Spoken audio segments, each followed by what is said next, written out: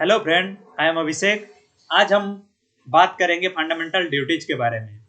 जब हम हर एक वीडियो में जैसे मैं अपने बोलता हूँ कि आज के डे के स्पेशलिटी के बारे में, जैसे कि आज 2020 नवंबर 25 है। नवंबर 25 को international day for the elimination of violence against women ये डे के रूप में मनाया जाता है, जो कि यूनाइटेड नेशन जनरल असेंबली के द्वारा 1993 से ये डे के रूप में मनाया जाता है अभी तक। तो ये रहा आज के बारे में। जब हम फंडामेंटल ड्यूटीज के बारे में बात करते हैं तो फंडामेंटल ड्यूटी एक्चुअली है क्या। तो हम हर कोई भारत में फंडामेंटल राइट्स के बारे में जानते ही होंगे। Right to equality, right to education, ये सब जो बोलते हैं कि बात चलता ही रहता है कि इक्वालिटी बिफोर लॉ, ये सब के बारे में बात करते हैं। आर्टिकल 15, आर्टिकल 14, आर्टिकल 19, 20, 21, इस सब के बारे में बात करते हैं। ये सब हमारा फंडामेंटल राइट्स के अंदर आता है, जो कि मौलिक अधिकार है। जब हम फंडामेंटल ड्यूटीज के बारे में बात करते हैं तो एक्चुअली फंडामेंटल ड्यूटीज है क्या। फंडामेंटल ड्यूटीज जब कॉन्स्टिट्यूशन बना था 1950 जनवरी 26 को, जब ओरिजिनल कॉन्स्टिट्यूशन में फंडामेंटल ड्यूटीज के नाम से कोई एक प्रोविजन नहीं था, कोई एक आर्टिकल नहीं था। ये चीज आया 1976 को, जो कि 42nd अमेंडमेंट हुआ। उसके बाद ये चीज को ऐड किया गया कि फंडामेंटल ड्यूटी होना चाहिए। क्यों, किनके कौन से कमेटी के रिकमेंडेशन से ये ऐड किया गया? स्वर्ण सिंह कमेटी के रिकमेंडेशन से ये ऐड किया गया हमारा एक फंडामेंटल ड्यूटीज को, आर्टिकल 51 ए के तहत, जो कि 1976 को ये ऐड हुआ था। तो ये जब हम बात करते हैं फंडामेंटल ड्यूटी, तो हम कुछ देशों के बारे में कंपेयर करते हैं कि यहाँ से ये आया, यहाँ से वो आया। तो जब हम ये फंडामेंटल ड्यूटी, हम कौन से कंट्री से फंडामेंटल ड्यूटी को लिए हैं? जो है कि यूएसएसआर। उस वक्त पे रूसिया यूएसएसआर हुआ करता था, United Soviet and socialist Republic. USSR से हम फंडामेंटल ड्यूटीज के बारे में ये जो प्रोविजन था ये लिए। तो ये कौन से कमेटी के रिकमेंडेशन से था? स्वर्ण सिंह कमेटी। कौन से ईयर से फंडामेंटल ड्यूटी लागू हुआ? 1976 से। तो जब 1976 के बारे में मैं बोलता हूं तो आपके दिमाग में एक बात आता है। 75 से 77 के वक्त पे तो इंटरनल इमरजेंसी था। हाँ, उसी वक्त पे जब प्राइम मिनिस्टर इंदिरा गांधी थे, उस वक्त पे 1976 पे स्वर्ण सिंह कमेटी बिठाए थे, और जिसके तहत की फंडामेंटल ड्यूटीज को ये लाया गया। जब हम फंडामेंटल ड्यूटीज के बारे में बात करते हैं तो 42nd अमेंडमेंट के बाद 1976 को हम उसको एक मिनी कॉन्स्टिट्यूशन के रूप में देखते हैं। मैन कॉन्स्टिट्यूशन तो 50 में हो गया था, लेकिन इसको एक हम मिनी कॉन्स्टिट्यूशन के रूप में हम देखते हैं according to the exam point of view. तो जब हम बात करते हैं स्वर्ण सिंह कमेटी के बारे में, स्वर्ण सिंह कमेटी फंडामेंटल ड्यूटी क्या क्या होना चाहिए, क्या क्या नहीं होना चाहिए, इसके बारे में ये रिकमेंडेशन देते हैं। और 1976 से आर्टिकल 51 ए के तहत फंडामेंटल ड्यूटी लागू हो जाता है। तो फंडामेंटल ड्यूटी एक्चुअली है क्या? जो कि हमारा कंट्री के ऊपर जो रेस्पॉन्सिबिलिटी है, जैसे कि हम देखते रहे होंगे, नेशनल फ्लैग को रेस्पेक्ट देना, नेशनल एंथम को रेस्पेक्ट देना, पब्लिक में जो प्रॉपर्टी है, हमारा गवर्नमेंट का प्रॉपर्टी है, इंस्टीट्यूशन है, एजुकेशनल इंस्टीट्यूशन हो, गवर्नमेंट इंस्टीट्यूशन हो, इन सबको एक रेस्पेक्टेबल आई से ये करना, इन सबको जो एक गवर्नमेंट ऑफिसर को मानना कि ये सब हमारा जो बोलते हैं कि फंडामेंटल ड्यूटीज के अंदर, जो कि हमारा फंडामेंटल ड्यूटी है, हमें ये करना ही चाहिए। ये हमारा कर्तव्य है कि देश के ऊपर, एक कंट्री के ऊपर, अगर नेशन अगर बिल्ड अप होगा तो फंडामेंटल ड्यूटीज के बिना नहीं हो पाएगा। अगर सिर्फ हम राइट्स के बारे में बात करेंगे और ड्यूटी के बारे में बात नहीं करेंगे तो एक नेशन उस लेवल का बिल्टअप नहीं हो सकता। तो ये था।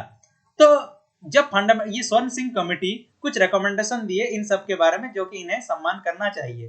तो और कुछ चीज था जो कि पार्लियामेंट उस चीज को एक्सेप्ट नहीं किया। क्या था वो? एक था कि no law imposing such penalty और punishable shall be called the question और any court on the ground of the infringement of any fundamental rights on the ground of the any other provision of the constitution। कुछ committee के जो बोलते हैं recommendation को माना नहीं गया पार्लियामेंट के द्वारा। ड्यूटी टू पे taxes should also be the fundamental duty of the citizen. इस चीज को माना नहीं गया। टैक्सेस भी जो बोलते हैं ये फंडामेंटल ड्यूटीज के अंदर आएगा। ये मोटा मोटी स्वर्ण सिंह कमेटी का ये रिकमेंडेशन था, लेकिन जो बोलते हैं कि ये चीज को माना नहीं गया अगर देखा जाए। तो जब ये बात आता है कि आर्टिकल 51 ए, जैसे कि फंडामेंटल ड्यूटी को ऐड किया गया, तो जो फंडामेंटल ड्यूटी के अंदर आते हैं क्या क्या आते हैं? Respect it's ideal institutional national flag and national anthem. National anthem, national flag को हमें रेस्पेक्ट देना चाहिए, पहला। दूसरा है noble and ideals of the inspired by the national struggle और फ्रीडम। जो फ्रीडम फाइटर हैं और इन सब को इन सबको भी हमें रेस्पेक्ट देना चाहिए। जो कि पहले जो जा चुके हैं उनके बारे में जब हम कुछ टिप्पणी करते हैं उनको भी एक रेस्पेक्ट दिया जाना चाहिए। जो कि आज के डेट में महात्मा गांधी के प्रिंसिपल को लेके न्यूज चलता ही रहता है, आप देख रहे होंगे, और बी आर अम्बेडकर के प्रिंसिपल को, इन्हें जो बोलते हैं हमें रेस्पेक्ट देना चाहिए। हर एक फ्रीडम फाइटर को रेस्पेक्ट देना चाहिए। ये एक हमारा ड्यूटी है, to uphold the protect the sovereignty, unity and integrity of India. National integrity को हमें रखने के लिए इसे भी हम अपना ड्यूटी में मानते हैं। पब्लिक प्रॉपर्टी सेफगार्ड के लिए, जैसे कि पब्लिक प्रॉपर्टी को हमें नुकसान नहीं करना चाहिए, पब्लिक प्रॉपर्टी को हमें सेफगार्ड के, और मतलब कि हर एक नागरिक का एक रेस्पॉन्सिबिलिटी है कि वो पब्लिक प्रॉपर्टी को नुकसान ना करे और पब्लिक जो प्रॉपर्टी है उसे एक दायरे में लाके वो उसको जो बोलते हैं कि ये हेल्प सेफगार्ड के तौर पे ये करे, कि ना कि वो नुकसान करे, मोटा मोटी तौर पे देखा जाए तो। To value and preserve and the rich heritage of the country composite culture, जो हमारा हेरिटेज है, बहुत पुराना कल्चर, हेरिटेज में ये सब है, ये इस चीज को भी जो बोलते हैं कि हमें एक रेस्पेक्ट देना चाहिए। उसके तौर पे ये भी ड्यूटी है कि इसको जैसे कि नुकसान ना हो, इसके ऊपर भी ये एक हमारा फंडामेंटल ड्यूटी है। और एक चीज जो कि बाद में हमारा 2002 में 86 अमेंडमेंट के तहत जोड़ा गया, कि 6 से 14 साल तक जो बच्चे हैं, जो कि 6 से 14 साल तक बच्चे हैं, उन्हें जो बोलते हैं कि provide opportunity to the education, जो कि एलिमेंट्री एजुकेशन है उन्हें दिया जाएगा। To provide opportunity for education to his child and the world and the age between 6 to 14 years, जो कि 86 अमेंडमेंट के तहत 2002 में ये ऐड किया गया। ये एक फंडामेंटल ड्यूटी के तहत पे ऐड किया गया कि इन्हें एक एजुकेशन का ये फ्री रहेगा। और एक बात है कि और एक चीज भी ऐड किया गया, जो कि 6 साल तक बच्चे होते हैं उनका फूड और एजुकेशन के लिए स्टेट ही रेस्पॉन्सिबल होगा, लेकिन 6 से 14 साल तक ये है, ये एक हमारा फंडामेंटल ड्यूटी है। भारत का जो बोलते हैं कॉन्स्टिट्यूशन में ये भी मेंशन किया गया 86 अमेंडमेंट के तहत, जो कि हमारा 2002 को पास हुआ था। उस वक्त के हमारे भारत के प्राइम मिनिस्टर अटल बिहारी वाजपेयी थे। तो ये रहा। तो future of the fundamental duty, actually हमारा फ्यूचर क्या है? National flag, national anthem, civic duty, mainly जो बोलते हैं कि इस चीज के ऊपर आज के डेट में डिबेट चलता ही रहता है। Significance of the fundamental duty, significance क्या है? Conscious of the duty they are the own country, own country के ऊपर अपना रेस्पॉन्सिबल होना चाहिए। Warning against the anti national, जो कि एंटी नेशनल एक्टिविटी चल रहा है, कि इन सब को जो बोलते हैं कि जो कि burning the national flag, destroying the public property, ये सब ना होना चाहिए। Realisation of the national goals, जो कि हमारा नेशन का जो बोलते हैं प्रायोरिटी है, कि इंटरनेशनल लेवल में, नेशनल लेवल में, जो कि नेशनल बिल्टअप होने के लिए एक हर एक सिटीजन का एक ये है, उसके तहत ये करेगा। तो ये सब बात जो बोलते हैं कि नेशनल फंडामेंटल ड्यूटी के तहत आता है। 1992 में सुप्रीम कोर्ट का एक जजमेंट पास हुआ। सुप्रीम कोर्ट का जजमेंट में क्या बोला गया कि if a court finds that the law in question 6 to give effect to a fundamental duty, it may be considered such law be reasonable in relation with the article 14 and article 19 of thus law is the unconstitutional। कि मतलब कि बोला गया, जो कि supreme court बोला 1992 में, article 14 मतलब इक्वालिटी बिफोर लॉ, आर्टिकल 19 जो कि है कि हमारा 6 फंडामेंटल ड्यूटी है, तो इसके तहत बोला गया कि अगर जो बोलते हैं इसके अगर ऑपोजिट में कुछ भी अगर आया, अगर रीजनेबल हो, तो ये एक अनकॉन्स्टिट्यूशनल रहेगा। ये सुप्रीम कोर्ट का जजमेंट था 1992 में, ये फंडामेंटल ड्यूटी के ऊपर। ये एक फेमस जजमेंट है, ये आप एग्जाम पॉइंट ऑफ व्यू से भी कोट कर सकते हैं। जब हम बात करते हैं फंडामेंटल ड्यूटी, जो मैं बोला कि जैसे कि 6 से 14 साल के बच्चों को 86 अमेंडमेंट के तहत जोड़ा गया, यहाँ पे एलिमेंट्री एजुकेशन को ये होने के लिए और फूड के लिए ये किया गया था। फिर उसके बाद एक कमेटी का रिकमेंडेशन आता है, जो कि बर्मा कमेटी, जो जिस committee fundamental duty of citizen के बारे में बोलता है, जो कि 1999 के तहत आता है। उनका रिकमेंडेशन ये रहता है, prevention of the insult to the national honour act, 1971 के तहत, prevents to the disrespect of the government of India, national flag, national anthem. जो नेशनल एंथम, नेशनल फ्लैग, इस सब को जो बोलते हैं कि हम डिसरेस्पेक्ट अगर करेंगे, ये हमारा आएगा नेशनल ऑनर एक्ट 1971 के तहत। इन्हें जो बोलते हैं कि इन्हें पनिश किया जाएगा।